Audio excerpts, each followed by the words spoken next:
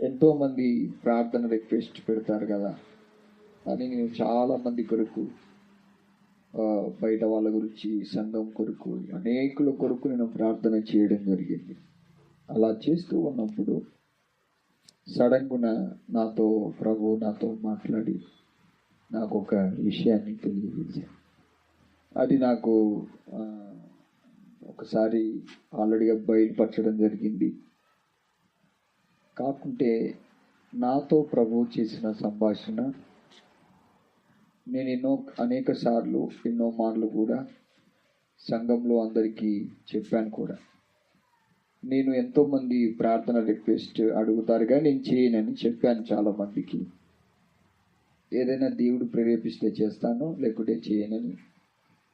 కానీ నేను ఎందుకు చేయను అనేది చాలామందికి తెలియదు, చాలామందికి అర్థం కానటువంటి పాయింట్. అయితే నేను ఇక సంఘంలో అందరి కొరకు ప్రార్థన చేయడం ప్రారంభించాను. నాకు సంఘం పట్ల ఆసక్తి తగ్గిపోతుందేమో, నా బిడ్డలు ఎవరైనా తప్పిపోయారేమో, నా ప్రభుకు దూరం అయ్యని నేను సరే వాళ్ళ వ్యక్తిగత విషయాలు, వాళ్ళ సమస్యలు చెప్పారు కాబట్టి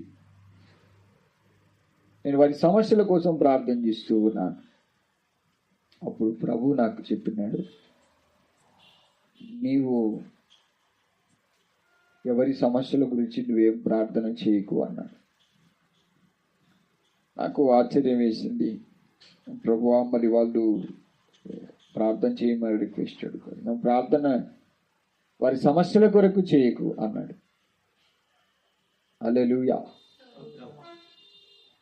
నేను ఆశ్చర్యపోయాను, దేవుడు అలా చెప్పడం ఏంటిదని. ఎందుకు ప్రభు అంటే, నాకు ప్రభు నీకు ఇదివరకే నేను ఈ వాక్య ఉపదేశాన్ని ఇచ్చి నీతో మాట్లాడినాను.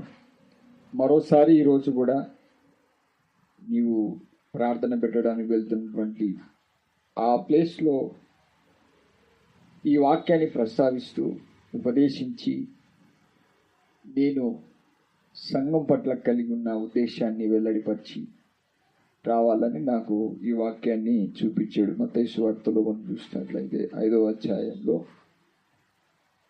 మనం ఆల్రెడీగా ఎన్నోసార్లు ఈ వాక్యము మనము చదివి ఉన్నాం. కానీ మనకు ఈ 6వ అధ్యాయం 30వ వచనం చూద్దాం. 6:30 చదవండి. 6:30, 5:10, 5:10, 6:30. ఇక్కడ దేవుడు మన ప్రభువైన యేసుక్రీస్తు మనకు ఈ 5వ అధ్యాయంలో ఒక మాటను చెప్తూ ఉన్నాడు.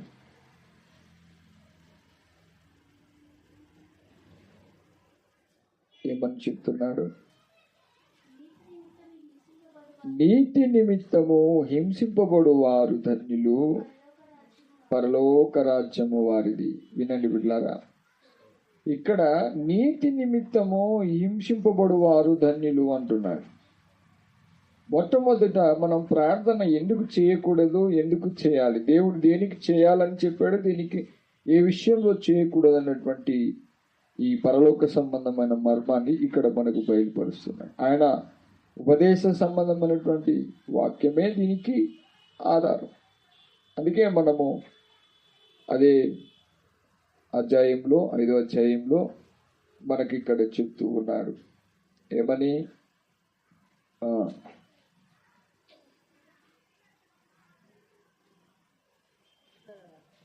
14వ వచనం, 44వ వచనం, 5:44. ప్రభు ఏం చెప్తున్నాడు అంటే, నీవు ప్రార్థన చేయి, కానీ ఎవరి కొరకు చేయమంటున్నాడు తెలుసా? అసలు సమస్య ఏందో వారికి తెలవడం లేదు. సమస్య ఏంటిది మనిషికి అంటే, అందరు అనుకునేది ఏంటిది?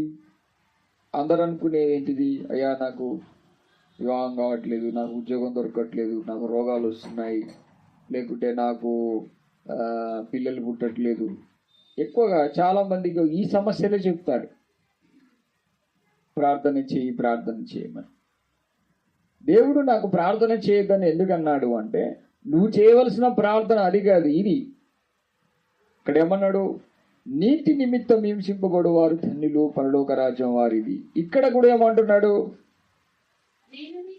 నేను మీతో చెప్పున్నదేమనగా మీరు పరలోకపు మీ తండ్రికి కుమారులైనట్లు మీ శత్రువుని ప్రేమించుడి. ఇక్కడ ప్రభు ప్రార్థన చేయమంటున్నాడు మనకు. ఏ ప్రార్థన అది? హింసించు వారి కొరకు. ఎందుకు హింసించు వారి కొరకు ప్రార్థన చేయాలి అంటే, వాళ్ళను ఏదో ఆగమైపోవాలి, వాళ్ళు ఏదో నాశనం కావాలని కాదు. వాళ్ళు హింసించినా కూడా యేసుక్రీస్తు ఈ లోకానికి ఏం చూపించాడు? ప్రేమను, తనలో ఉన్న నీతిని కూడా చూపించుకున్నాడు. మీరు నన్నింత హింసించిన నీతిని, ప్రేమను ఏ రోజు కోల్పోకుండా దేవుని యందు భయభక్తిని, విధేయతను కనుపరిచాడు. ఒక వ్యక్తి దేవుని దగ్గర నీతి, విధేయత, ప్రేమ, పరిశుద్ధత కలిగి జీవించవలసిన బాధ్యత ఒక వ్యక్తికి, క్రైస్తవ బిడ్డకుంది. అయితే దేవుడు దేనికోసం ప్రార్థన చేయమంటున్నాడంటే వారి సమస్యల కొరకు. అసలు సమస్య ఏంటంటే మనిషి నీతిగా జీవించడమే సమస్య, జీవించకపోవడమే సమస్య. ఒక వ్యక్తి నీతి కొరకు శ్రమ పడుతున్నప్పుడు వారి కొరకు ప్రార్థన చేయి. ఏదేదో రిక్వెస్ట్ పెట్టుకొని మాకు అది ఉంది, పొలం కొరిచి ప్రార్థన చేయి, ధనం కోసం ప్రార్థన చేయి అని చెప్పి నీకు రిక్వెస్ట్ పెడుతుంటే, ఉద్యోగాల కోసము లేకుంటే ఉద్యోగం పర్మినెంట్ కావడం కోసం ప్రార్థన చేయమంటున్నారు. నువ్వు వాళ్ళ వీళ్ళ మాట విని నువ్వు ప్రార్థన చేయడానికి నీకు అవసరం లేదు, నువ్వు పని చేయి అన్నాడు ప్రభు. మరి ఎవరి కోసం చేయాలంటే నీతి కొరకు ఎవరు శ్రమ పడుతున్నారో వారి కొరకు ప్రార్థన చేయాలి. మరి వారి సమస్యలు ఎట్లా? 6:30 చదువుదాం. అక్కడ చెప్తున్నాడు జవాబు మనకు. నేనుండి రేపు పొయ్యిలో వేయబడే అడవి గడ్డిని దేవుడు ఇలాగూ అలంకరించిన యెడల అల్ప విశ్వాసులారా, గమనించండి, మనకేం కావాలో మన పరలోకపు తండ్రికి తెలుసు. వాటిని మనం కేవలం విశ్వాసం ద్వారానే పొందుకుంటాం. దానికి ప్రార్థన అవసరం లేదు. That's right. దీనికి ప్రార్థన అవసరం లేదు. స్పష్టంగా చెప్తున్నాడు అక్కడ. ఏమంటున్నాడు? నేనుండి పొయ్యిలో వేయబడేటువంటి అడవి పువ్వులను చూడండి, వాటిని అలంకరిస్తే మిమ్మల్ని ఎందుకు అలంకరించాడు? వాటికి నోరు లేదు, భాష లేదు, మాట్లాడతాయి గడ్డి. చదవాలి. అంటున్నాడు ఇక్కడ, కోపడుతున్నాడు, తిడుతున్నాడు. అల్ప విశ్వాసులారా, మరీ మీకు నిశ్చయముగా వస్త్రము ధరింపచేయును కదా. కాబట్టి ఏమి తిందుమో, ఏమి తాగుదుమో, ఏమి ధరించుకుందుమో అని చింతింపకుడి. అన్యజనులు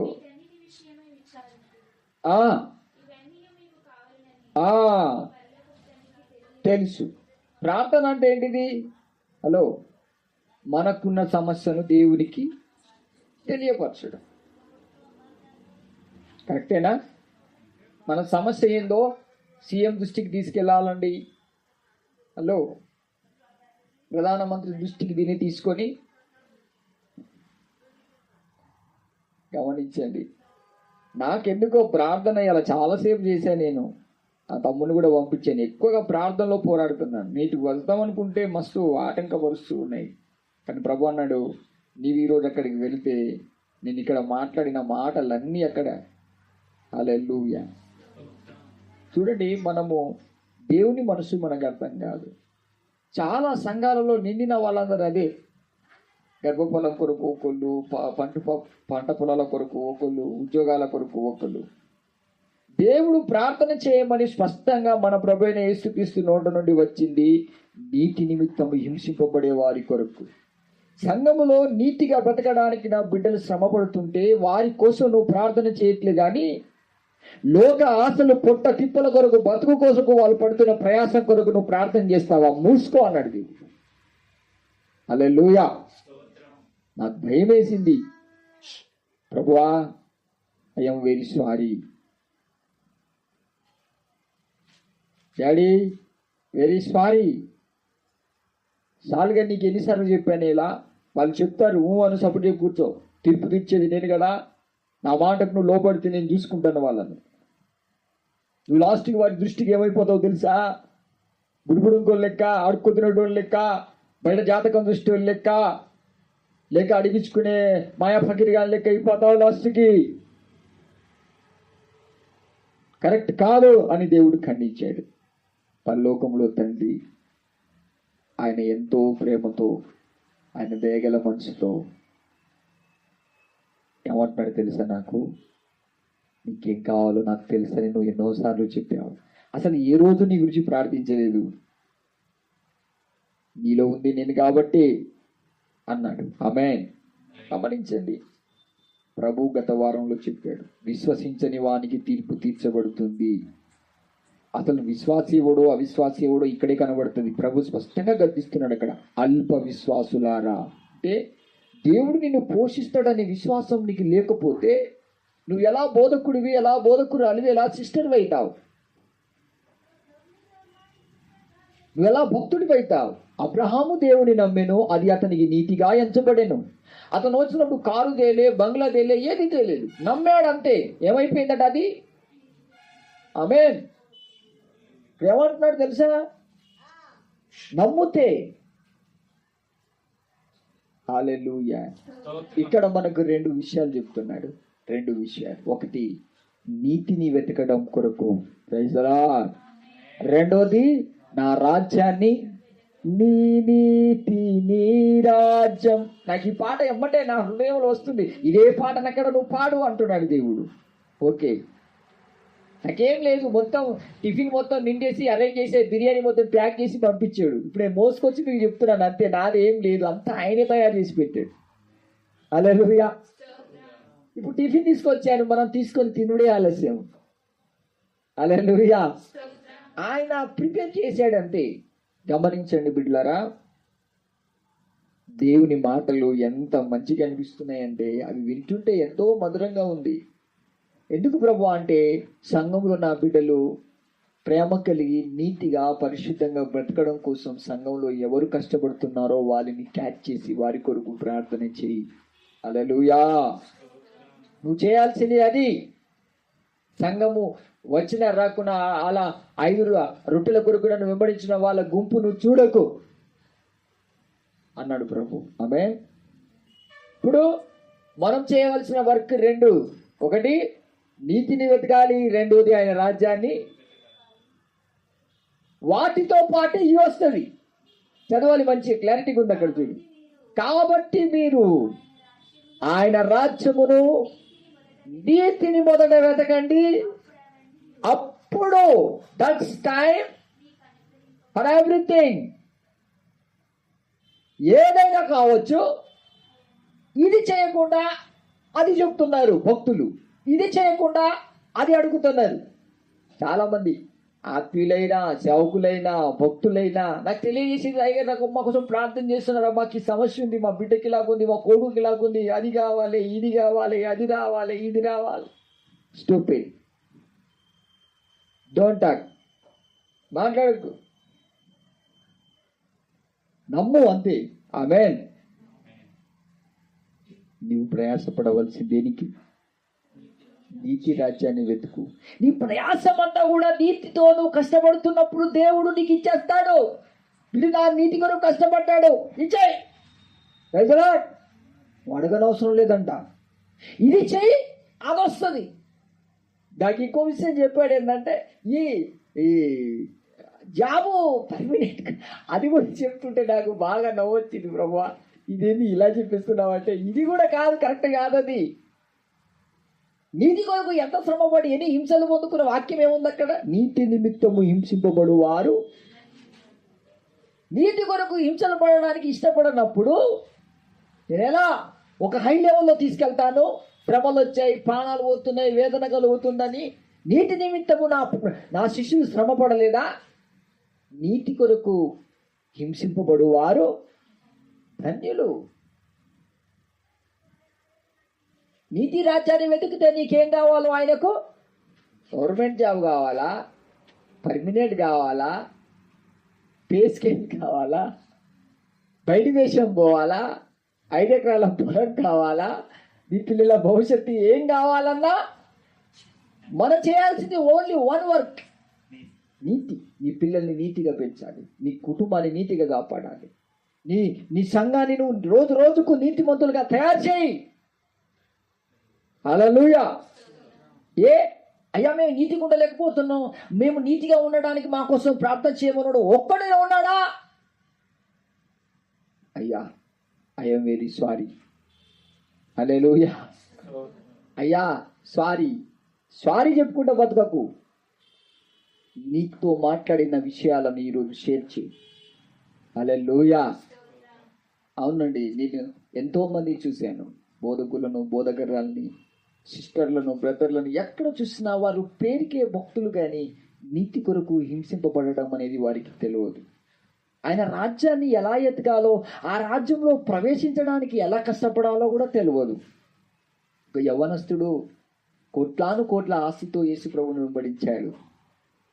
ఆస్తి కొరకు లోపటంతా మూట పెట్టుకొని ప్రభు దగ్గర కూర్చొని ఏమడుగుతున్నాడు, అయ్యా నేను ఎలా ఉన్నానో చెప్పు అంటే ప్రభు ఏమంటున్నాడు, అంతా బాగానే ఉన్నాయి నీ ఆజ్ఞలు, కానీ ఒక్కటి కొదువుకుంది నీకు అన్నాడు. చూడు, ధనవంతునికి కొదువుకున్నది ఏంటిదంట చెప్పాలి మీరు. ఎస్, రాజ్యము. మార్కు రాసిన 10వ అధ్యాయం చదవండి, అక్కడ ఉంటుంది రైట్ సైడ్. అది మనం ఎన్నోసార్లు చదివాం, మరోసారి జ్ఞాపకం తీసుకుందాం.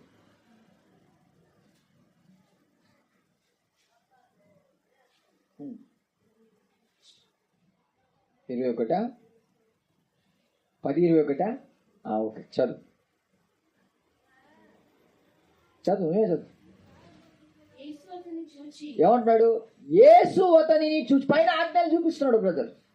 పైన అయ్యా నేను ఇవన్నీ ఆజ్ఞలు పాటిస్తున్నాను. ఎందుకంటే మనం విని ఉన్నాం కాబట్టి మొత్తం చదివియట్లేదు. నేను ఇన్ని ఆజ్ఞలు పాటిస్తున్నాను కాబట్టి నేను పరలోకం వెళ్ళిపోయినట్టే అని తను ఒక కళ కంటున్నాడు, మాయ కళ. మనం కూడా అంతే బిడ్డలారా. మనం ఏదో కొన్ని నీతి కార్యాలు చేస్తాం, కొద్దిగా భక్తి చేస్తాం, ఏమంటే మనకి భక్తి ఆగనియేదిగా. ఎప్పుడు వాళ్ళలాగనా వీళ్ళలాగనా అని ఆ మాటలు వస్తూ ఉంటాయి, కానీ నేను చేసిన నీతి దేవుని దగ్గర ఎంత? హల్లెలూయా. చదవండి. యేసు అతనిని చూచి ఏం చేస్తున్నాడు అతన్ని? మీ ధనవంతునికి ప్రేమ అంటే ఏమనుకుంటున్నాడు? లోకం అంతా ఇస్తేనే ప్రేమ. లోకం వదిలి పెట్టుకోమంటే ప్రేమ కాదు, గుడ్డోడు అన్నమాట. కొంతమంది గుడ్డోడు అలాగే ఉంటారు. ప్రేమ కంటే అర్థం కాదు. నువ్వు పరలోకాన్ని నీకు ఇచ్చేది ప్రేమనా, లోకాన్ని ఇచ్చేది ప్రేమనా? యేసు ప్రభు ఈ లోకానికి వచ్చింది నీకు పరలోకాన్ని ఇవ్వడానికా, లోకాన్ని ఇచ్చిపోవడానికా? తప్పిపోయిన కుమారుడికి నీకు తేడేంటిది? తప్పిపోయిన కుమారుడికి ఆల్రెడీ ఆస్తి ఇచ్చాడు కదా తండ్రి. ఉన్నాడా? నీ రాజ్యమునకును నీకును విరోధముగా. హల్లెలూయా. అందుకే గుర్తుపెట్టుకోండి బిడ్డలారా, మన జీవితంలో ఎప్పుడు కూడా మనము బయటి సంఘాలతో నాకు సంబంధం లేదు, కానీ సిఎల్సి మినిస్ట్రీలో ఉన్న వాళ్ళు ఖచ్చితంగా సమస్యల కొరకు కాదు, కేవలము నీతి కొరకు, ఆయన రాజ్యం కొరకు ప్రార్థన చేయాలి, వెతకాలి అని ప్రభు ఈరోజు తెలియజేస్తూ ఉన్నాడు. నాకు ఎప్పుడో తెలియజేశాడు. నేను చాలా మంది కొరకు చేయను. నా బిడ్డలు అడుగుతారా, అందరూ ప్రార్థన చేయి అంటే, లేదా నా మనసు ఎందుకు చేయబుద్ధి కాదు. కానీ కొన్నిసార్లు నీతిమంతులు శ్రమ పడుతున్నప్పుడు చేయమంటాడు ప్రభు. నా బిడ్డలు శ్రమ పడుతున్నారు నీతి కొరకు, వారి మాట అమోసము రాకుండా, ఏ పాపంలో పడిపోకుండా వాళ్ళు ఏడుస్తున్నారు, వాళ్ళ కోసం ప్రార్థన చేయి అంటాడు. ఖచ్చితంగా చేస్తాను నేను. ఆమేన్. యేసు ప్రభు ఎక్కడ చేశాడు ప్రార్థన? తన నీతిని కలువరి కొండలో చూపించే ముందు గొల్గొతాలో ప్రార్థన చేస్తున్నాడు. చెమట రక్తముగా మారుతుంది. హల్లెలూయా. చెమట రక్తముగా మారే అంతగా ప్రార్థన చేశాడు. రొట్టెలు విచ్చేటప్పుడు 2-3 గంటలు ఏం ప్రార్థన చేయలే. ఎత్తేసి దేవానికి స్తోత్రం అన్నాడు, అంతే. ఆమేన్. నీతి గురించి చెప్తున్నాడు ఆ కొండ మీద 5వ అధ్యాయంలో. ఆ నీతి వాక్యాలన్నీ చెప్పిన తర్వాత ప్రార్థన చేస్తున్నాడు. అసలు పని అయిపోయింది నీతి గురించి. తర్వాత మెరికల్. మన వాళ్ళు ఇప్పుడు కూడా నీతి కొరకు మన వాళ్ళు ఎప్పుడు కూడా నీతి కొరకు కాదు,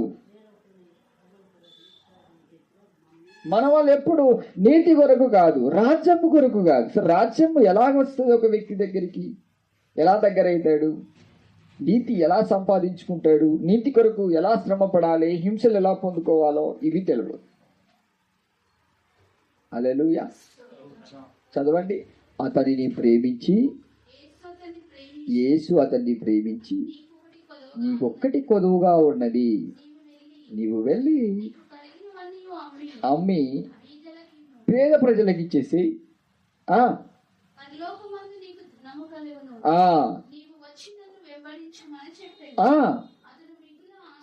అగ్గో, ఈ ఆస్తి కలిగిన వాళ్ళు దేవుని దగ్గరికి రావాలన్నా, దేవుని కోసం బతకాలన్నా అది అసాధ్యమైన పని.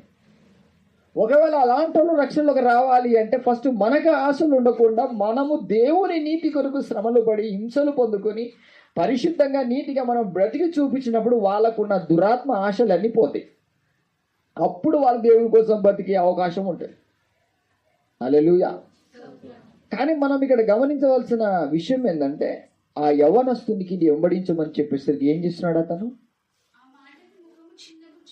ఏడవడం స్టార్ట్ చేశాడు. వామ్మో, అంత ధనము, అంత డబ్బు, ఇదంతా నేను ఎలా వదిలిపెట్టుకోవాలి ప్రభు అయిన యేసుక్రీస్తు గురించి?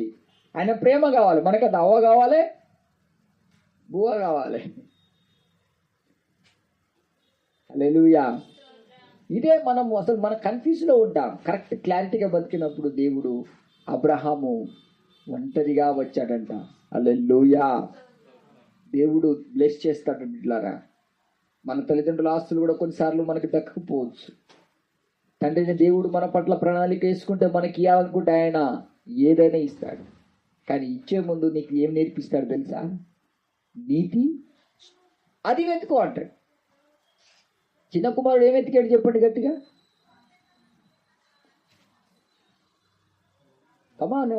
ఎక్స్పీరియన్స్. తండ్రిని ఎతికాడా? తండ్రి నియమాలను ఎతికాడా? చాలా మంది అదే సంఘానికి వస్తారు, వాళ్ళ సమస్యలు చెప్తారు. నేను కూడా వెనుక కొరకు ప్రార్థన చేస్తున్నాను. ప్రభా, నువ్వు అంతా చేసావు, ఎందుకు ఈ శోధన, ఎందుకు ఇంత ఘోరంగా దెబ్బతిన్నాడు, నీ కృప కాదా అని నేను బాధపడుతూ ఉన్నప్పుడు దేవుడు ఏమన్నాడు తెలుసా? అతడు చేస్తున్న వ్యాపారం ఓకే, నిన్ను బట్టి నేను దీవిస్తున్నాను, కానీ నీతి అనేది అక్కడ పని చేయట్లేదు అంటున్నాడు దేవుడు. అంటే అక్కడ దేవునికి దుర్నీతి క్రియలు ఏదో ఉంది అక్కడ సంథింగ్. అందుకే నష్టపోయే అవకాశం వస్తుంది. చూడండి, అబ్రహాముతో దేవుడు సొదొమ గొమొర విషయంలో మాట్లాడుతున్నప్పుడు అబ్రహాము దేని విషయంలో వాదిస్తున్నాడు దేవుని దగ్గర? అయ్యా, అక్కడ 10 మంది కనుక, 10,000 మంది కనుక, 50 మంది కనుక నీతిమంతులు ఉంటే, ఒకవేళ 25 మంది ఉంటే, ఒకవేళ అంటే చూడు, దేవుడు ఒక దేశాన్ని కాపాడాలన్నా, ఒకరిని బ్లెస్ చేయాలన్నా, ఒకరిని అభివృద్ధి చేయాలన్నా దేన్ని చూస్తున్నాడు అక్కడ? నీతిని. మనం ఏం చేస్తామంటే ఆస్తి కావాలి, డబ్బు కావాలి, ధనం కావాలి, అది కావాలి, ఇది కావాలి, ఆడికి పోవాలి, ఈడికి పోవాలి, అవన్నీ ఆయనకి తెలుసు. మనకి తెలియదు ఏంటిది? నీతి, రాజ్యాన్ని వెతకకపోవడం. అందుకే దేవుడు నోరు ముయించుడు. ప్రభు, మరి నేను ఒక్కనే చేయకూడదా, ఇంకెవరైనా చేయొచ్చా అంటే, ఎవరైనా కృతజ్ఞత కలిగి సంఘంలో ఉంటే వారి కొరకు సిస్టర్స్ కానీ బ్రదర్స్ కానీ ఎప్పుడైనా ఒకసారి నేను ప్రేరేపించే దాన్ని బట్టి చేయాలి. కానీ వానికి అది కావాలి, వీని ఇది కావాలని గుడ్డిగా ప్రార్థన చేశారో మిమ్మల్ని తీసుకుపోయి నరకంలో ఎత్తానన్నాడు.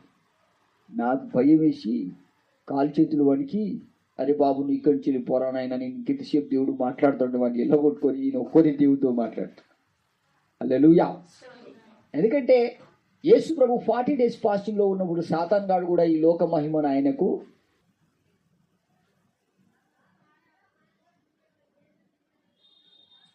తొమ్మిదో అధ్యాయము 5వ వాక్యం, ద్వితీయోపదేశ కాండము 9.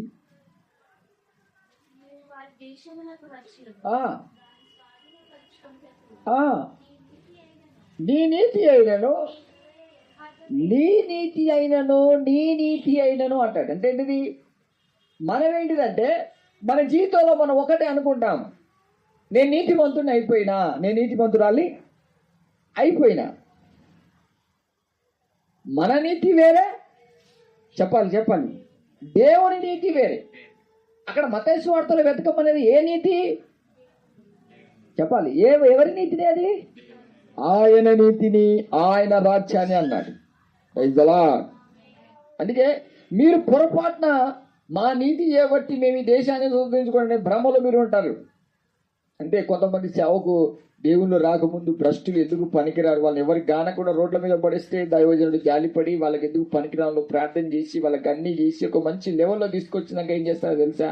విశ్వాసఘాతకుల్లా ప్రవర్తిస్తారు. ఇక వాళ్ళు ఇన్ని రోజుల నుండి ఎన్ని కష్టాలు పడితే ఈ రోజున మేము దేవుని సన్నిధిలో నిలబడి దేవునితో ఇంత నీతిగా ఇంత ఆరోగ్యంగా ఉన్నాం, ఇదంతా దేవుడు మాకు ఇచ్చింది కదా అనే ఆలోచనలు. విశ్వాసఘాతకులే మేమేదో నీతిమంతులుగా ఉంటేనే ఈ రోజున ఇలాగున్నాం, దైవజ్ఞుడే క్లారిటీకి లేడనే స్టెప్పుకు తీసుకొస్తారు కొంతమంది విశ్వాసఘాతకు. అందుకే దేవుడు ఏమంటున్నాడు? నువ్వు సంపాదించుకున్నది, నీ దగ్గర ఉన్నది, నీకు ఇచ్చేది కేవలము నీ నీతిని బట్టి కాదు, వాళ్ళు చేసే దుర్నీతి క్రియలు, వాళ్ళు చేసే దురాక్రమణ. రెండోది దేవుడిచ్చిన 10 ఆజ్ఞలు. Praise the lord. నువ్వు ఉంటావో లేదోనని 8వ అధ్యాయంలో పరిశోధించి నీ హృదయంలో ఉన్నది తెలుసుకొనుటకు అని చెప్పాడు అక్కడ. అంటే ఏంటిది? దేవుడు వీళ్ళకి ఆజ్ఞ ఇచ్చి ఆ నీతి నెరవేరుస్తాడా లేదా అని కూడా పరీక్షించాడు. మన వాళ్ళు ఏమైనా బయట విగ్రహాల కాడికి పోయినట్టుగా ఏమి దేవుడు బాగా అద్భుతాలు చేస్తాడట కదా, అందుకే చాలా మంది అద్భుతాలను ఖండిస్తారు. ఎందుకంటే మనిషి ఈ అద్భుతాల వైపు చూస్తున్నప్పుడు తన నీతి అనే విషయాన్ని మర్చిపోతాడు. యేసు ప్రభుల వారు చాలాసార్లు చెప్పాడు పరిసయ్యులకు, శాస్త్రులకు, మా ఎదుట మీరు ఒక సూచక్రియ చేయమని ప్రభుని అడుగుతున్నప్పుడు యేసు ప్రభు ఏమన్నాడు చెప్పాలి? ఏమన్నాడు? యోనాను గూర్చినటువంటి సూచక్రియ తప్ప ఈ చెడ్డతనము వారికి ఇంకొక సూచక్రియ ఇవ్వబడదు. అంటే అద్భుతాలు ఆయన చేసినప్పుడు చేసిండు, చేయలేదని కాదు, కానీ అద్భుతమే కావాలి అని కోరుకుంటున్నారు. చూసావా? That is wrong point. ఇప్పుడు భక్తులు కూడా ప్రార్థన చేయండి. దేనికి? రొట్టె భుజించి బతకడానికి, వారి స్వార్థం కొరకు, నీతి కొరకు కాదు. నేను ఇంకా ఎంత నీతిగుంటే, అందుకే ప్రభు అన్నాడు 10 మత్తయి సువార్తలో, నీతిమంతులు దేవుని రాజ్యములు తేజరిల్లుతారంట. ఆ నీతిని శ్రమపడిన వారికే ఇస్తాడు. అంత ఈజీగా రాదు నీతి.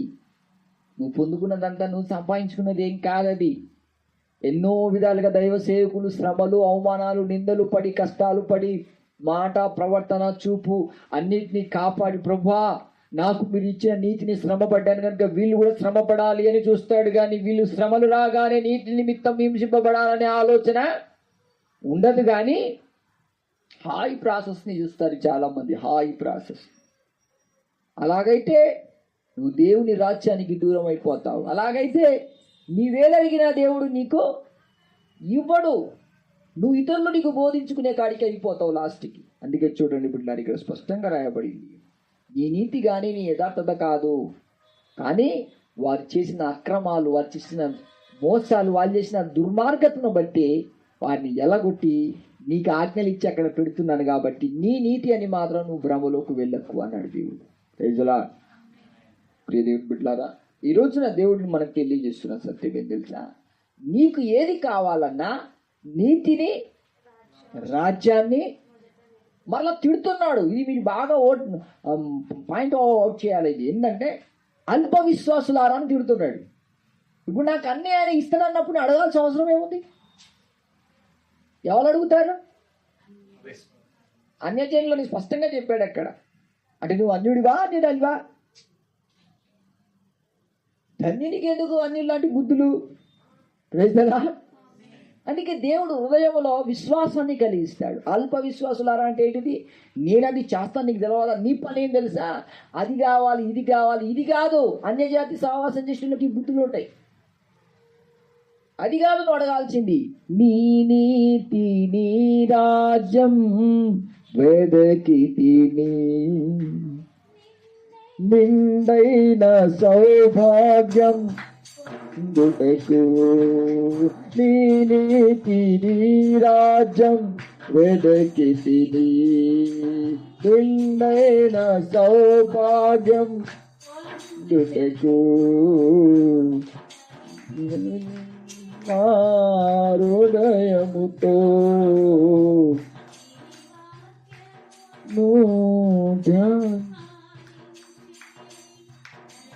కలిగిన హృదయముతో నీ వాక్యమును సన్మాని ప్రేయకరమైన దీవెనతో ఫలములను ఇచ్చుటకు నన్ను ప్రేమించి పిలిచితి నా యేసయ్యా నియమించి. యవనస్తుని పిలిచాడు దేవుడు, ప్రేమించి పిలిచాడు. దేనికి? విరిగి నలిగిన మనసుతో నువ్వు దేవుని సన్నిధిలో ఉంటే ఇస్తాడు. నీతి రాజ్యాన్ని నిండైన సౌభాగ్యం, నిండైనటువంటి నీ హృదయము ఎప్పుడు నువ్వు అసలు ఊహించలేవు. వా, ఇంతగా దేవుడు నాకు చేస్తాడని నేను కలలో కూడా మనం అనుకున్న దానికంటే ఊహించిన దానికంటే దేవుడు గొప్పగానే. కానీ ఇప్పుడు మనం చేసే పొరపాటు ఏంటంటే నీతి నిమిత్తం హింసలు పొందుకోకుండా. అందుకే చాలామంది అంటారు, అన్న నువ్వు మా ఇంటికి వచ్చినా, మా సంఘానికి వచ్చినా, పోనీ మేము మీ చర్చికి వచ్చినా, మా ఇంట్లో బాగా శోధనలు, బాగా కష్టాలు, బాధలు అంటే బాగా డిషం అవుతుంది. ఎందుకన్నా అంట, ఎందుకు తెలుసా? నీతిమంతుడు విశ్వాసికి అవిశ్వాసికి పాలు పంపులు ఉండు. నువ్వు నీతిమంతుని చేర్చుకున్నవాడు నీతిమంతుని ఫలాన్ని, నువ్వు నీతిగా ఉండడం సాతానికి ఇష్టం లేక వాడు ఏం చేస్తాడు? పుల్లబెట్టకుండా ఉంటాడా? అతి దాండం తీసుకొచ్చి పెట్టుకుంటే నీకేమన్నాడు వాడు? నువ్వు నీతి కొరకు హింసింపబడాలి అని నీతి రాజ్యాన్ని వాక్యం గురించి చెప్తున్న వాళ్ళు వచ్చారే అనుకో, వానికి మంటలు పుడుతుంది. ఇక వీళ్ళకేదో నేను జంబురా అని చేసి ఏదో ఈ లోకంలో కొన్ని కోరికలు ఆశలు తీర్చి వీళ్ళని ఎట్లయినా నరకం తీసుకుపోదాం అనుకుంటా. కానీ నీతి నిమిత్తము హింసింపబడు వారు ధన్యులు.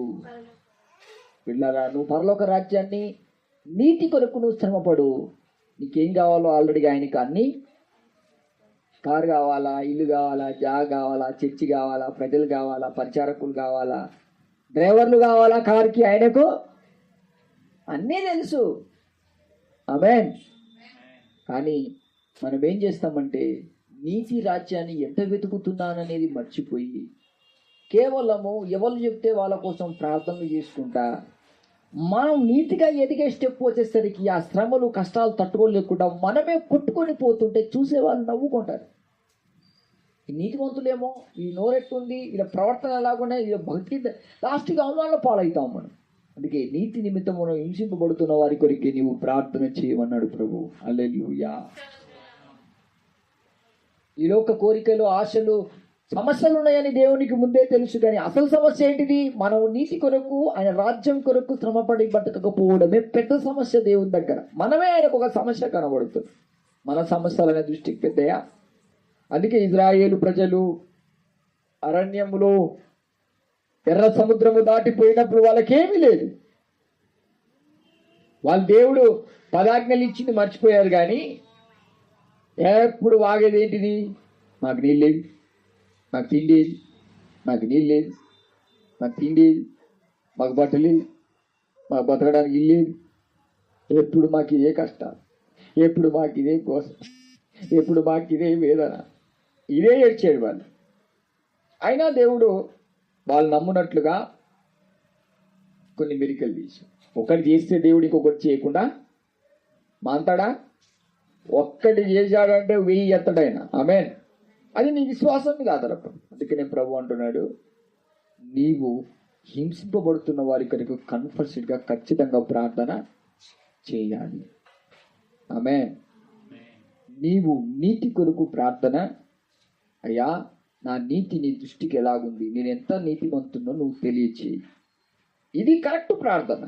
నీ రాజ్యం, యవనస్తులు ఏమడుగుతుంటే అక్కడ, అయ్యా నేను నీ రాజ్యంలో ప్రవేశిస్తానంటే నీ రాజ్యం దగ్గరలో ఉంది, కానీ నువ్వు ఆ రాజ్యంలో ప్రవేశించాలంటే నీకు అన్నం ఉన్నదంతా వదిలిపెట్టేసేనైనా. ఎందుకంటే దాని ద్వారా నీకు కామము, కోద్దము, మదము, మత్సరము, తాగుడు, తినుడు, ఈ ఆస్తి ఉన్న వాళ్ళకి ఎట్లుంటుంది అంటే లోకం అంతా నింపుకొని ఉంటారు. సో అలాగా నువ్వు ఉండకూడదు. నువ్వు ప్రత్యేకించబడి నన్ను వెంబడించు, నేను పరిశుద్ధపరిచి నీతిమంతునిగా తీర్చి నిన్ను ఆశీర్వదిస్తాను. అందుకే రోమపత్రిక 8వ అధ్యాయంలో ప్రభు సేవకురాలకు ఇచ్చిన ఉపదేశం అది చాలా ఇంపార్టెంట్. అది 8:36 అనుకుంటా. చదవండి. గూర్చి రాయబడింది ఏమనగా, ఆ, నిన్ను బట్టి దినమెల్లా మేము వధింపబడిన వారము, ఆ, మొదట సిద్ధమైన గొర్రెలమని ఆ, మేము ఎంచబడిన వారము. ఆ, ఆయనను ఆ, మనను ప్రేమించిన వాని ద్వారా ఆ. మనం వీటన్నిటిలో అత్యధిక విజయం పొందుతున్నాము. చూడండి, దేవుని ప్రేమ మనకు అనేక విజయాలకు కలగజేస్తున్నాయి. పైన 28 పైన చూడండి, దేవుడు తన కుమారుని సారిపుంగల వారొకటకు ఎందరిని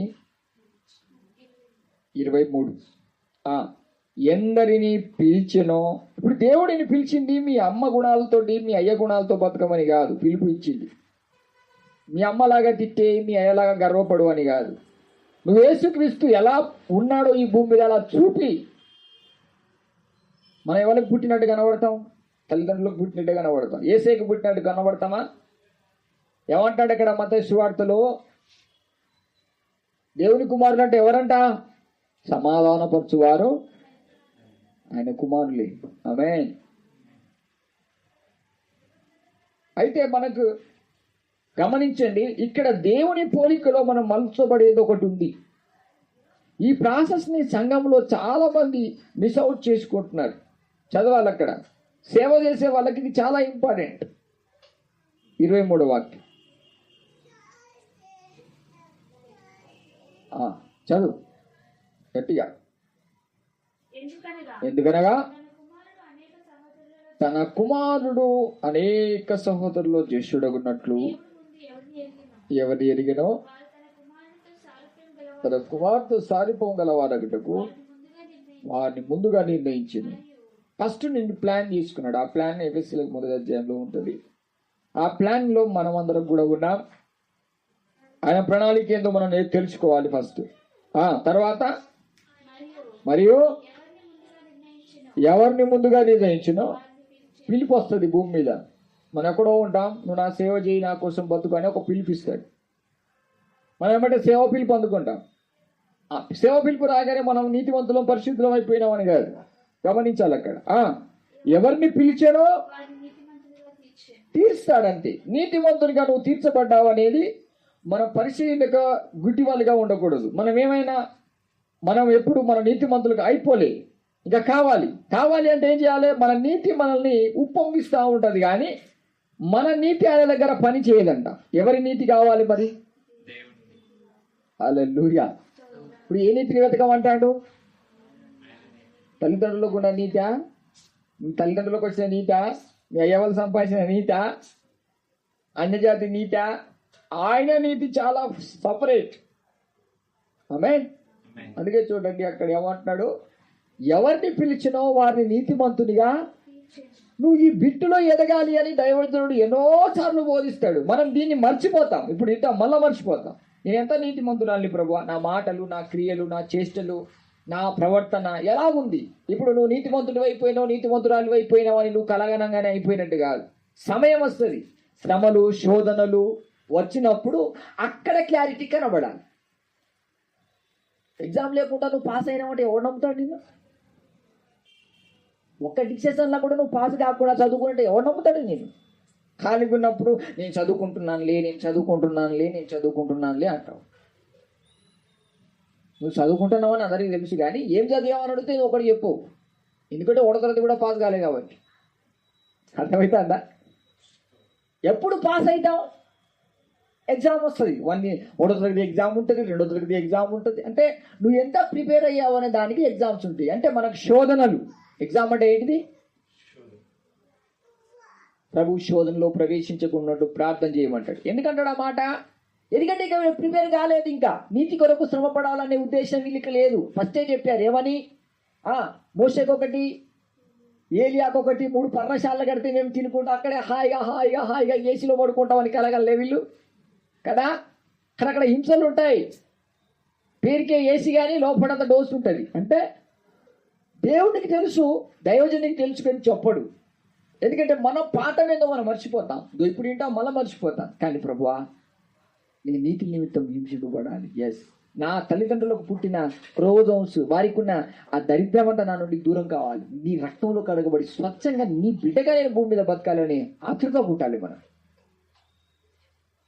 హల్లెలూయా. ఇంకేమన్నాడు? నీతి అనే మైమర్పును, సమాధానం అని. ఏందనుకుంటున్నావు దేవుని కోసం బతకడం అంటే? నాటే జోక్. ఇవన్నీ నేర్చుకోవాలి.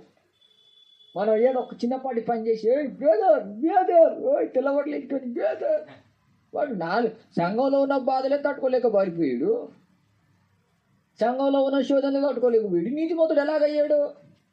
దేవుడు అక్కడ కూర్చోబెడతాడు. హలో, దొంగలు తెలుసు దేవునికి, నటించే వాళ్ళు తెలుసు, నిజంగా బతికేటోళ్ళు తెలుసు. ఇప్పుడు నువ్వు నీతిమంతుడు ఎలా తెలుసుకుంటావు తెలుసా? శ్రమలలో పుటము వేయా బడిన వేళ, శ్రమలలో పుటము వేయా బడిన నీ కృప నన్ను వీడక నిత్య జీవమాయనా,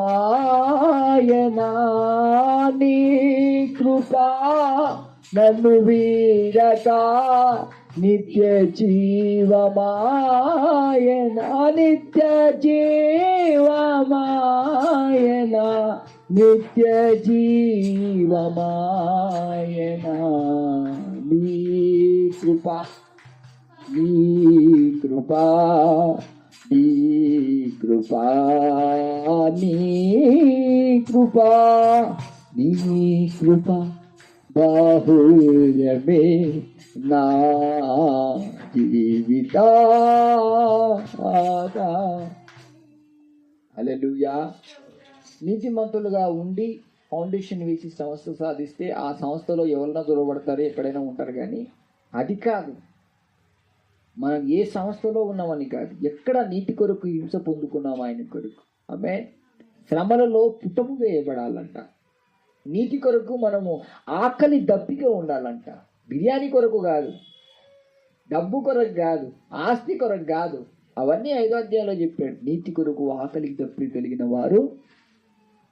మన పోరాటం దేనికి? టైంకు తిండి లేదనుకో చచ్చిపోతాం మనం కదా.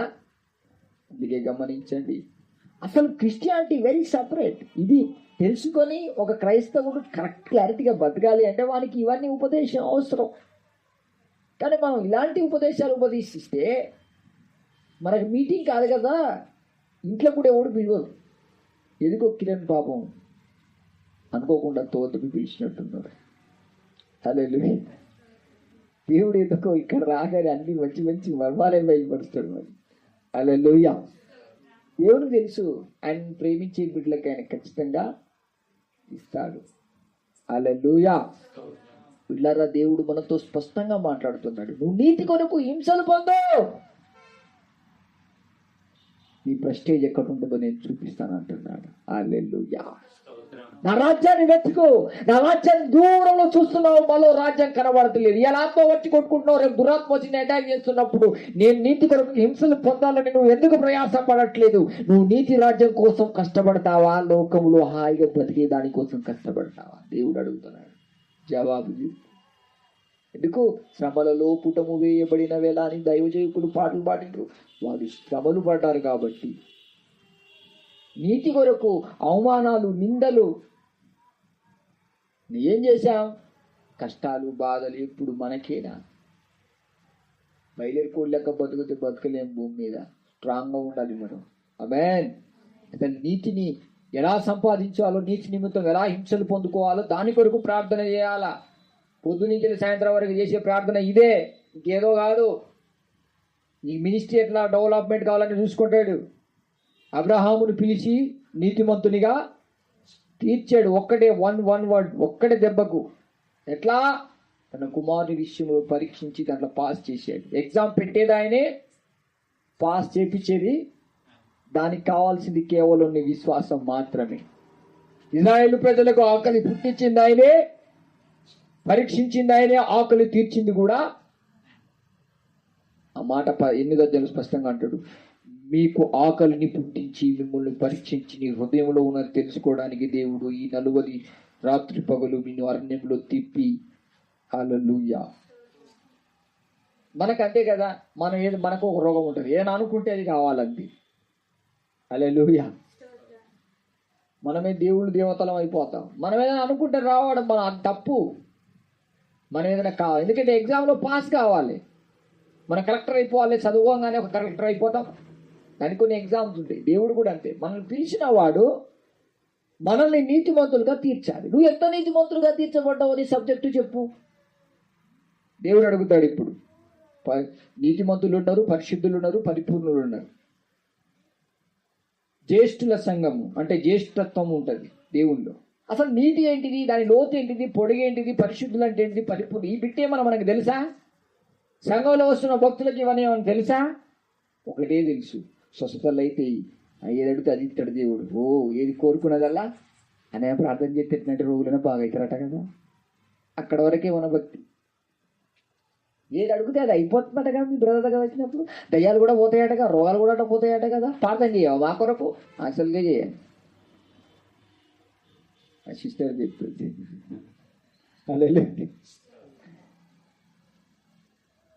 ఏం చేసిందట ఆమె? ఎంఎస్సీనా,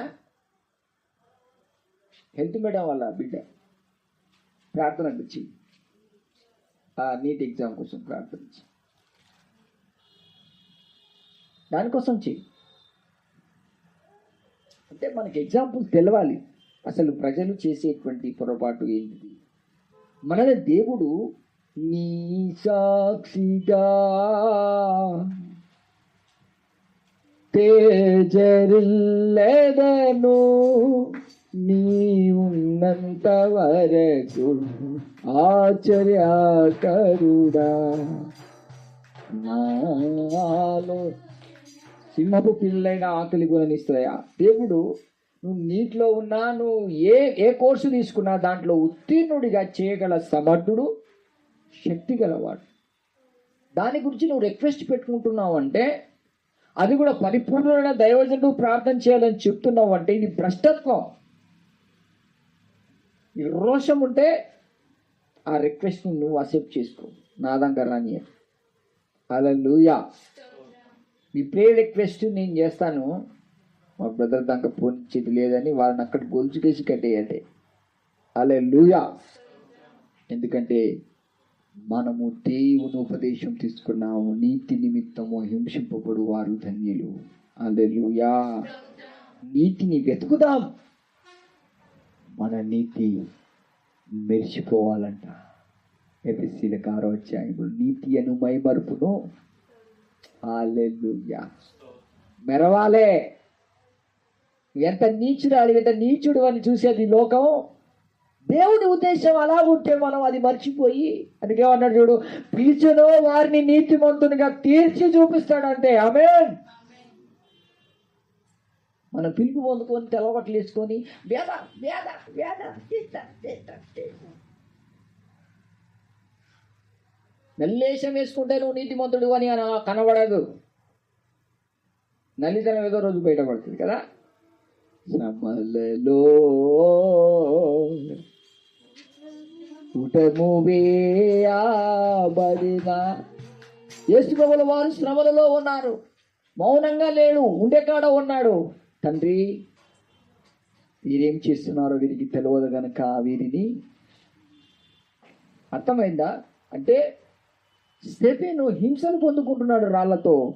ఈ నేరము వారి మీద మోపకు. నీతిమంతుని యొక్క మాటలు అలాగుంటాయి. ఆమేన్. పగలు, ప్రతీకారాలు, ద్వేషాలు, ఈర్ష్యలు ఇవి ఉండవండి నీతిమంతుల దగ్గర. వాళ్ళు ఎప్పుడు ప్రేమిస్తూ, క్షమిస్తూ, సమాధానముగా ఉంటూ, కన్నిటితో ఆ శ్రమలలో దేవునికి మొరపెడుతూ, దేవా నేను నీలాగా ఉన్నానా? అప్పుడు నీకు దర్శనంలో కనబడేది ఎవరు తెలుసా? ఈ లోక సంబంధులు కాదు, పరిశుద్ధులు. నీ మహిమను ధరించిన పరిశుద్ధులు నా యేసు ప్రభువుల వారు నీతి నిమిత్తము హింసింపబడబోతున్నాడని ఏలియా, మోషేలు కనబడి బలపరిచారు. భక్తురాలు పిలుపు తీసుకొని దేవుని సేవ చేద్దామని సేవకు వస్తే కొన్ని హింసలు, శ్రమలు స్టార్ట్ అయ్యి, శోధనలు స్టార్ట్ అయ్యి ఈ సంఘంలో. అరే నువ్వు శ్రమపడు బిడ్డ అని దేవుడు పిలిచాడు రా, నువ్వు నిలబెడతాడు దేవుడు నమ్మదగిన వాడురా అంటే ఆమె ప్రార్థన చేసినప్పుడల్లా వాళ్ళ నాన్న కనబడేదట దర్శనంలో. ఈడెందుకు కనబడుతున్నాడు అంటే వాళ్ళ నాన్న బాగా ప్రేమించాడు కాబట్టి మా నాన్నే కనబడతాడు అని సేవ వదిలిపెట్టి పరిపి. కొంతమంది ఎందుకు కనబడతారంటే వాళ్ళు నీతి నిమిత్తం హింసింపబడే సమయం, అక్కడ ఎగ్జామ్లో పాస్ అయితే దేవుడు పర్ఫెక్ట్గా నా కుమార్తె నేను చూపిద్దాం అనుకుంటా, కానీ ఈ మూత్ర సంబంధాన్ని తీసుకొచ్చి ముందు పెట్టాడు సాతాను. వాళ్ళు కనబడిన వాళ్ళు ఏమైనా హింసలు పొందుకున్న వాళ్ళ, శ్రమలు పడిన వాళ్ళ, నీతి కొరకు శ్రమలు పడిన వాళ్ళ కాదు. నేను చెప్పాను అది కరెక్ట్ కాదంటే నాకు దేవుడే చూపిస్తున్నాడు. అది ముస్లిం ప్రవక్త దగ్గరికి కూడా వచ్చి అన్నాడంట, నాకు దేవుడే నాతో మాట్లాడిండని. గుర్తుపెట్టుకో, శ్రమలలో దేవుడు మనకు జవాబు ఇవ్వడు, మనకు జరగబోయేది ముందే చెప్తాడు. అమెన్. నీవు నీతి నిమిత్తం హింసలు పొందుకున్న తర్వాత, నీ శ్రమలు ముగిసిపోయిన తర్వాత మనల్ని ఎవడు శ్రమ పెట్టాడు. స్పష్టంగా ఉంది గల్తీలు రాసిన పత్రికలు. నేను క్రీస్తు యొక్క శ్రమలను నా శరీరం మందు ముద్రలుగా ధరించాడు కాబట్టి నన్ను ఎవడో శ్రమలు పెట్టారో వాళ్ళకి వేస్తాడు దెబ్బ. ఇంకా వాళ్ళకి ఎవరికి ఏ మంటలు ఇక మనం శ్రమ పడేది ఇంకా ఉంది భూమి మీద. ఆమేన్. గమనించండి, నీతి నిమిత్తము హింసకు పొందుకోవాలి, దాని కొరికి మనం ప్రార్థన చేయాలి. అందుకే అన్నాడు, ఆయన ఎంతమందిని పిలిచాడో వాళ్ళని నీతిమంతునిగా తీర్స్తాడు. నువ్వు నీతిమంతురాలిగా తీర్చబడక ముందే మధ్యలోనే కొట్టుకోపోతే ఎవరికి పోయి ఉపదేశం ఇస్తావు? ఎన్ని అనుభవాలు వచ్చాయి? అనుభవ జ్ఞానంలో కొడుకు అని ప్రభు చెప్తున్నాడు. ఏ అనుభవ జ్ఞానం వచ్చింది నీకు? ఏ పాపంతో నువ్వు పోరాడినావు? రక్తము కారణంగా నువ్వు పోరాడావా? గమనించు, మనం ప్రార్థించవలసింది నీతి నిమిత్తం హింసలు పొందుకునే వారి కొరకు. ఆమేన్. దేవుడు నువ్వు చేసే ప్రార్థన బట్టి నిన్ను బ్లెస్ చేస్తాడు. ఈ అడుగుతున్న దద్దమ్మల కొరకు ప్రార్థన చేయకండి. చదివారా? చదువు. వారిని నీతిమంతులుగా తీర్చెను, ఎవరిని నీతిమంతులుగా తీర్చెను మహిమపరిచెను. దేవుడు దైవ సేవకులు మహిమనిస్తాడు, కానీ ఆ మహిమ డైరెక్ట్గా ఉండదు. అది యెషయా గ్రంథంలో యాకోబు అంటాడు, యాకోబు నేను విమోచించినటువంటి ఇశ్రాయేలు నీలో నన్ను మహిమపరచుకునేదను అంటాడు. అంటే అక్కడ మనము నీతిమంతుడిగా తీర్చబడిన ద్వారా మన ద్వారా దేవునికి ఎక్కువ మహిమ వస్తా ఉంటుంది. మనం తాగే నీళ్ళ ద్వారా మనకెంత సంతోషమో పట్టుకునే గ్లాస్ కూడా అంతే మహిమ ఉంటుంది. చూసిన వాళ్ళు అబ్బా అన్యం పట్టుకున్న అదట అని. అంటే ఎగ్జాంపుల్ నీకు అర్థం కావడం కోసం, దేవుని చేతిలో నువ్వు వాడబడే పాత్రకు ఉంటే దేవునికి నీ ద్వారా మహిమ వస్తుంది. అప్పుడు నీకు కూడా పాలు పప్పులు ఉంటాయి. మనము నీతిమంతులుగా తీర్చబడ్డామా అంటే ఇక ఏం లేదు. ఇంతకాడికి ఇన్ని సంవత్సరాలు గడిచిపోయినా అదే ప్రవర్తన, అదే బుద్ధి, అదే గుణం. మరి ఏం ప్రార్థన చేస్తున్నావు సిస్టర్ సంఘంలో? తమ్ముడా ఏం ప్రార్థన చేస్తున్నావురా చర్చిలో అంటే, వాళ్ళ అవసరాల కోసం ప్రార్థన చేస్తానా, వీళ్ళ అవసరాల కోసం ప్రార్థన చేస్తానా, వాళ్ళ కోసం ప్రార్థన చేస్తానా, వీళ్ళ కోసం ప్రార్థన చేస్తానా? వదిలిపెట్టాడు దేవుడు మిమ్మల్ని అందరినీ. నన్నే వదిలిపెట్టలే ఇవాళ. హల్లెలూయా. మిమ్మల్ని వదిలిపెడతాడా? తన్ని మరి తీసాడు బయటికి. నీతి, రాజ్యం ఇది వెతికే వారి కొరికే నువ్వు ప్రార్థన చెయ్యి. హింసలు పొందుకుంటారు నా బిడ్డలు, నా కొరకు నాలా బ్రతకడానికి శ్రమపడి పుటము వేయబడి నాలాంటి ముఖ స్వరూపం వారికి రావాలి. వాళ్ళ అయ్యకు వాళ్ళ అమ్మకు పుట్టినట్టు కనబడద్దు. చూసావా? కొరింథీయులకు రాసిన పత్రిక 1వ అధ్యాయము 1 కొరింథీయులకు 15వ అధ్యాయము 58వ వాక్యం చదువు, 54వ వాక్యం చదువు. అర్థమవుతుందా? ఇంగ్లీష్లో చెప్పాలా? ఓకే.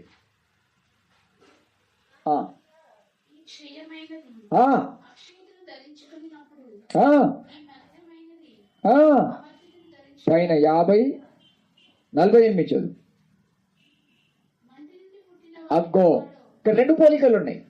మన అయ్యవకు పుట్టిన పోలికలు ఉన్నాయి, అంతేనా? ఎట్లుండదు? సేమ్ వాళ్ళ అమ్మ లెక్కనే మాట్లాడుతుంది, సేమ్ వాళ్ళ అయ్య లెక్కలే ఉంటాయి. వాళ్ళ అయ్య గుణాలు వాళ్ళ అమ్మ గుణాలే. ఏసేపు ఒక మొలపోలేవి. అర్థమవుతుందా? చిన్నపిల్లలకు మన పోలికలు ఉంటాయి. బాప్టిజం తీసుకున్నవానికి ఎవరి పోలికలు రావాలి? నీ అయ్య పోలికలు రావద్దు. నాకు సేవ చేయ బుద్ధి కావట్లేదు. అరే ఏ బుద్ధి వచ్చిందంటే హల్లెలూయా. ఎవరి బుద్ధులు ఎత్తలేరంటే మీ అయ్య బుద్ధి, మీ అమ్మ బుద్ధి. వాళ్ళ కడుపులో పుట్టినట్టు కాదు నువ్వు బాప్తిసం తీసుకున్నాక. ఎవరి కడుపులో? ఏమంటాడు ఇక్కడ? మంటి వాని పోలికలు ధరించి మనం పుట్టినట్టుగా. ఆ మంటి నుండి పుట్టినవాడు ఎట్టివాడో, ఎట్టివాడో మంటి నుండి పుట్టినవాడును అట్టివారే. చదవాలి. పరలోక సంబంధి ఎట్టివాడో, ఆ పరలోక సంబంధులు అట్టివారే. ఆ మరియు మనం మంటి నుండి పుట్టిన వాని పోలికను అగ్గో మీ అయ్యవల గుణాలు వచ్చాయి నీకు. ఇప్పుడు ఎవరి గుణాలు రావాలట్రా? చదవాలి.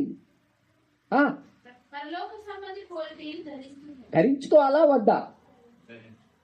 నల్లేశం ఎవరిది? సణుగురు ఎవరిది? గుడుగుడు ఎవరిది? కోపం ఎవరిది? గర్వం ఎవరిది? ద్వేషం ఎక్కడిది? ఈర్ష్య, ఓరోలేంతనం ఎవరయ్యే సొమ్మదంతా ఓరోలేంతనము. ఇదంతా కూడా మీ అయ్యవల నుండి వచ్చిందే తమ్ముడా, చెల్లెమ్మ. హల్లెలూయా. ఎవరి స్వరూపం రావాలంట? హల్లెలూయా. కూర్చుండుటలో, నిలుచుండుటలో, మాట్లాడుటలో నీలాగే ఉండాలని.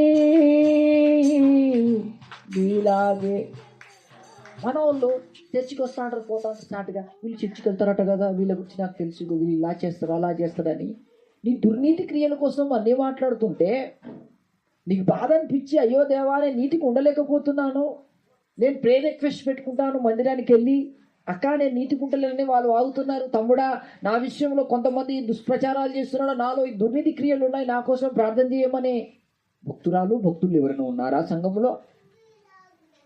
కమాన్ టెల్ మీ. No response. హల్లెలూయా. ఉన్నారా అంటే నీకేం కావాలో నీతిగా ఉంటే అని ఇస్తానన్నాక నీ రిక్వెస్ట్ ఏంటిది ఇప్పుడు? నీతిగా రాజ్యాన్ని వెతకాలి, నీతిని విశ్వాసం కలిగి ఉంటాడు, సందేహపడదు. నాకు దేవుడు ఏం కావాలో ఆయనకు ముందే. నేను ఒక్కరోజు కూడా ప్రార్థన చేయలేదు ఆ కొరకు. ఆమేన్. చేయను కూడా. సంస్థ గురించి పరిచర్య గురించి చేస్తాను. పరిచర్య కోసం చేయమని బైబిల్లో ఉంది. పరిచర్య కోసం చేయాలి మనం. దైవజనుడైన పౌలు ఎన్నోసార్లు పరిచర్య కోసం చేయమన్నాడు. అది తప్పేం కాదు. సహవాసం కొరకు ప్రార్థన చేయాలి. ఎందుకంటే ఇక్కడ దేవుని నీతిని దైవ సేవకులు కొంతమందికి వెదజల్లడానికి వెళ్తున్నప్పుడు సాతానుడు ఆటంకాలు పుట్టిస్తాడు. ఒకవేళ ఈ వాక్యం కనుక వాళ్ళకి అందకుంటే, అందుకని అంటాడు నేను ఆసియా ఖండంలో వాక్యానికి వెళ్ళడానికి పోవద్దని పరిశుద్ధాత్మ దేవుడు యెరూషలేములో వెళ్తున్నాను, అక్కడ బంధకాలను చుట్టుకుంటే దేవుడు, అక్కడ దేవుని వాక్యం ఆటగా వస్తే ప్రార్థన చేయి. హల్లెలూయా. పరిచర్య కోసం నువ్వు ఎంత ప్రార్థిస్తే అంత మంచిది. నీతివంతుల కొరకు ప్రార్థన చేస్తే మంచి, నీతిగా ఉండడం కోసం. హల్లెలూయా. కాబట్టి ఈరోజు ఒక మంచి తీర్మానానికి రండి. ప్రార్థన ఎవరి కొరకు చేయాలి అది ఈ బిట్టి ఈరోజు. హల్లెలూయా. మనం ఎవడైతే నీతి కొరకు, దేవుని రాజ్యం కొరకు వెతుకుతున్నారు, మనమంతా నీతిగా ఉన్న దేవుని భక్తులను పిలిపించుకుని వాళ్ళు వస్తూ పోతూ ఉంటారు. సాటుగా అరే నువ్వు చర్చికి వెళ్తావు కానీ, వాడు చర్చికి వెళ్తారు కానీ వాడికి ఎన్ని దుర్నీతి క్రియలు ఉంటాయి తెలుసా అని పక్కన మాట్లాడుకుంటారు. మనం తెలియజేసి వారికి చెప్పిన వాళ్ళు లోబడరు. వాక్యాలు వాళ్ళకి ఖండించిన వాళ్ళు మారు మనసు పొంది, అయ్యా నీ యొక్క జక్కర లెక్కన, అయ్యా నేను ఎవరి దగ్గర అన్యాయం చేస్తే తీసేసుకుంటా, అయ్యా నేను ఎవరి దగ్గర అయినా మోసం చేస్తే రెండదులుగా చెల్లిస్తా అనే భక్తులతో మారు మనసు పొందినట్టుగా ఎక్కడైనా కనబడతారా మనకు? వాళ్ళ దుర్నీతి క్రియలను ఎక్కడే పెట్టుకుంటారు. అయ్యా మా కోసం ప్రార్థన చేయండి, మీరు ప్రార్థన చేస్తే ఏమైనా ఎదుగుంట కదా, హలో మా కోసం మీరు ప్రార్థన చేయండి. ఏం కావాలో చెప్పమ్మా? అవ కావాలా, బువ కావాలా? తమ్ముడా పోదాం అనుకుంటున్నావు అంటే నా చెప్పు. అదే ఏది అడిగినా ఇచ్చేస్తాడు దేవుడు. ఏమి ఇయ్యడు. నీతి రాజ్యం, దానితో పాటు అన్నీ వచ్చేస్తాయి. నావన్నీయు నీవి, నీవన్నీయు నావి అన్నావు యేసు, నా కన్న తండ్రి వీడి.